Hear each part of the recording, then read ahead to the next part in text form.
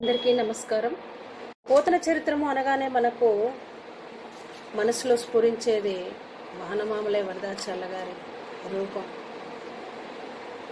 అభినవ పోతనగా ఆయనే మనకు పోతన చరిత్రను అందించాడు.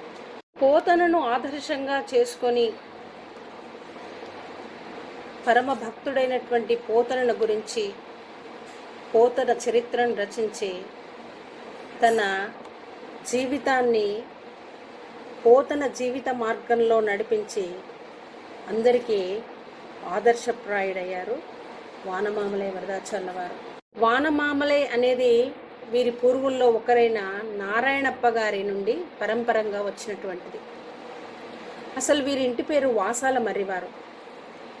వీరు వైదిక బ్రాహ్మణులుగా ఉండి తరువాత శ్రీ రామానుజ గురు పీఠాధిపతులకు స్వాముల వారితో కలిసి చాలా కాలము శాస్త్రవాదం చేయటం వల్ల విశిష్టాద్వైతం తీసుకొని శ్రీ వైష్ణవులుగా మారినారని తెలుస్తుంది. అందువల్లే వారి గురుపీఠ నామము వానమామలై, ఆ గురుపీఠ నామాన్నే వారి గృహనామంగా మారటం జరిగిందని పేర్కొన్నారు పోతన చరిత్ర అవతారికలో. వీరి తండ్రి గారు బక్కయ్య శాస్త్రి గారు. వీరికి 4 కుమారులు, 2 కుమార్తెలు. వెంకటాచార్యుల వారు, లక్ష్మణాచార్యుల వారు, జగన్నాథాచార్యుల వారు, 4వ వారు వరదాచార్యుల వారు. వీరిద్దరు అక్కల్లో పెద్దక్క కృష్ణమ్మ, 2వ వారు అండమ్మ గారు. అండమ్మ గారు గొప్ప కవయిత్రి, పౌరాణికురాలు కూడా. వెంకటాచార్యుల వారు వివిధ శాస్త్రాల్లో పండితులు. చాలా భాషలను కూడా నేర్చుకొని ఆ భాషల్లోని సాహిత్యాన్ని అవగాహన చేసుకున్నటువంటి వారు. ఉర్దూ, ఇంగ్లీష్ భాషల్లో ఆయన స్వయంగా నేర్చుకున్నారట. గణిత శాస్త్రాన్ని కూడా స్వయం కృషితో నేర్చుకున్నారట. ఇక 2వ వారైన లక్ష్మణాచార్యుల గారు. వీరు తర్కశాస్త్రంలో ఉద్దండ పండితులు, వాద సంవాద ప్రియులు, బహుభాషా కోవిదులు.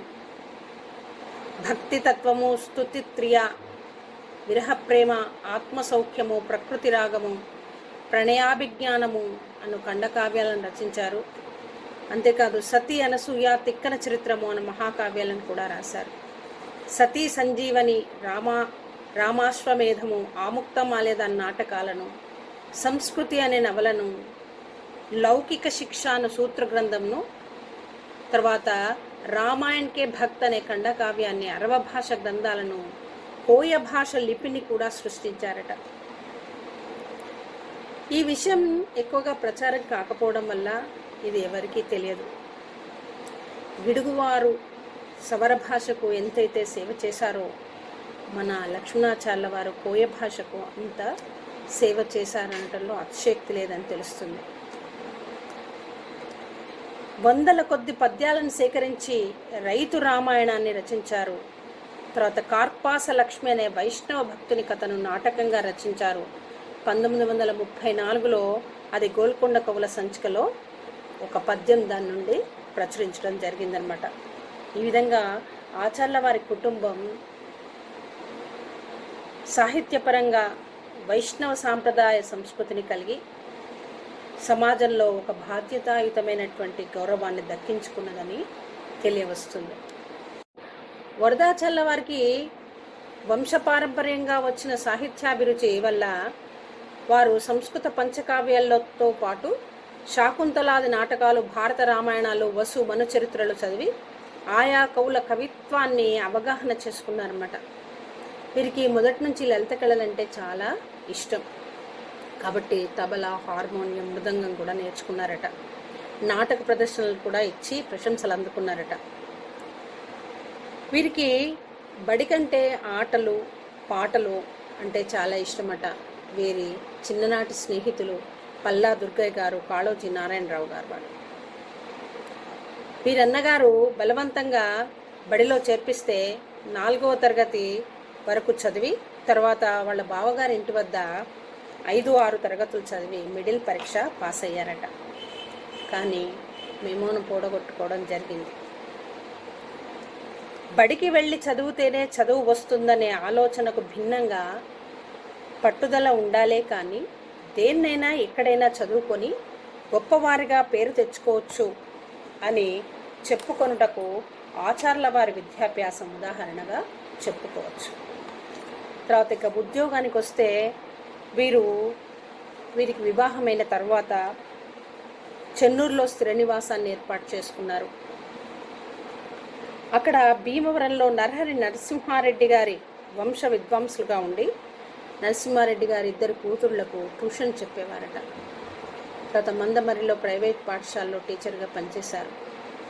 అనారోగ్య కారణాల వల్ల ఉపాధ్యాయ వృత్తికి రాజీనామా చేసి దేవాలయాలలో పురాణ ప్రవచనాలు చెప్తూ కాలం గడిపారు. వీరికి సంతానం లేదు కాబట్టి వారి అన్నగారి కుమారుడైన రవీంద్రాచార్యులను దత్తత తీసుకొని వైదేహి వారి భార్య వైదేహి గారి అన్న కుమార్తెతో వివాహం చేశారట. వారికి కూడా ఒక కూతురు ఒక కొడుకు. వారు ప్రస్తుతం హైదరాబాద్లో ఉంటున్నారు. ఆచార్యుల వారికి ఏ డిగ్రీ లేకపోవడం వల్ల ఉద్యోగం దొరకడం చాలా కష్టమైంది. కానీ బూర్గుల రామకృష్ణారావు గారు నిజామాబాద్ జిల్లా దోమకొండలోని జనతా కళాశాలలో సాంస్కృతిక కార్యక్రమ నిర్వాహకులుగా ఉద్యోగాన్ని ఇప్పించారట. 16-11-1954 నాటి నుండి ఆ కళాశాలలో కార్యక్రమాలను విద్యార్థుల చేత చేయించారు. తర్వాత ఆంధ్ర సరస్వత పరిషత్ వారి విశారద పరీక్ష రాసి ప్రథములుగా నిలిచారు. దీంట్లో ఒక విశేషం ఏముందంటే వీరు రాసిన మణిమాల ఆ విశారద పరీక్షకు పాఠ్యపుస్తకంగా ఉండడం. తర్వాత సుమారు 6-7 సంవత్సరాలు చెన్నూరు ఉన్నత పాఠశాలలో 1-10-1961 వరకు తెలుగు పండితులుగా చేరి 37-1972 ఉద్యోగ విరమణ చేశారట. కేవలం యోగ్యతా పత్రాలు అంటే మన పేరు పక్కన ఫలానా డిగ్రీ పట్టా అని వీరు గొప్ప విద్వాంసులు విజ్ఞానవంతులని చెప్పుకునేవారు నిజంగా అవివేకులనే చెప్పాలి అనిపిస్తుంది. తర్వాత వీరి వివాహము 18వ ఏట చెన్నూరు వాస్తవ్యులైన కొదమగళ్ళ జగన్నాథాచార్యుల వారి కుమార్తె వైదేహి గారితో జరగడం జరిగింది. కొదమగళ్ళ జగన్నాథాచార్యులు మంచి సంగీత విద్వాంసులు. వారి వద్ద ఈ మన వానమామల వరదాచార్యుల వారు సంగీత రహస్యాలను సంగీత కళా రహస్యాలను తెలుసుకోవడం జరిగిందనమాట. అది కూడా వీరి సాహిత్య కృషికి ఎంతో తోడ్పాటును అందించింది. ఆచార్యుల వారి లక్షణం ఒక కవికి ఉండవలసిన మంచి లక్షణాన్ని కలిగి పరమ సాత్వికత్వాన్ని కలిగి కావ్యరచన చేశారు. సర్వాంగ సుందర్యై సరసురాలకు కావ్యకాంతతో ఏకాంతంబుగా కాలక్షేపము చేయుటలోని ఆనందము తదితర విషయాల్లో నాకు లభించదు. అదే నాకు బ్రహ్మానందము, అదే నా జన్మ జన్మాల అనుబంధము. విత్తము విభవము లేకున్నను చిత్తంలో కావ్యచింతమున్న చాలును. దీనిని విడిచిన త్రిలోకాధిపత్యమిత్తుమని నాకు వలదు. నాకు గల బహికాముష్కిక సుఖ సర్వస్వమిదియే అని వైశాలిని నాటక విజ్ఞప్తిలో చెప్తున్నారు. చిన్ననాటి నుండి వరదాచార్యుల వారిది అలుపెరుగని పోరాటమే. నిరంతర పరిశ్రమతో ఆరోగ్యాన్ని లెక్క చేయలేదట. దాదాపుగా ఒక్కొక్క రోజు కూర్చుంటే 23 గంటల సేపు ఏకధాటిగా రచనలు చేసేవారట. దానివల్ల వీరికి క్షయవ్యాధి రావడం జరిగింది. ఆర్థికంగా కూడా చాలా బాధపడడం జరిగిందట. తర్వాత బూర్గుల రామకృష్ణారావు గారి సాయంతో పూర్తి ఆరోగ్యవంతులైనారు. ఈ విధంగా 1982లో ఇల్లు కట్టుకోవడం జరిగింది. ఆరోగ్యం క్షీణించడం వల్ల వాగీశ్వరీదేవి తనను వీడి వెళుతుందనే ఆవేదనను ఆప్తులకు చెప్పుకునేవారట. 1982 ఆగస్టులో పక్షపాతం వచ్చి పూర్తిగా మంచంలోనే ఉండేవారట. ఆ పక్షపాతంలో కూడా మాట స్మృతి కోల్పోగా ఇంటిని అమ్మి వైద్యం చేయించిన లాభం లేక 26 నెలలు స్పృహ లేక మంచంలో పడి 1984 అక్టోబర్ 31 నాడు పరమపదించారు. ఈయన మరణం చాలామందిని బాధించింది. డాక్టర్ సి నారాయణ రెడ్డి గారు ఒక ఊపిరితిత్తిని మిత్తికి కబళముగా నొసంగి విలవిలలాడెడు శబ్దమ్ములకు ఊపిరి పోసినావు, బువ్వకు సరిపోవునన్ని గవ్వలు లేకున్నగాని మువ్వపు కైతలు రచించి రవ్వలు రాల్చితివి నీవు అని అన్నారు. కేశవపంతులు నరసింహశాస్త్రి గారు పదపదంబున పద్యంబు పద్యమందు రసరసంబునే బింబింపనే నగ నీదు కైత సర్వజ్ఞ శిరముటు గంగజేయు వానమామల వరదార్య అన్నారు. దేవులపల్లి రామాంజరావు గారు ప్రజా హృదయ వీధుల నిర్మల ధర్మధోతా లోకములన్ సృజింపగలడు అని అన్నారు. ఈ విధంగా ఆయన మరణం సాహితీ లోకాన్ని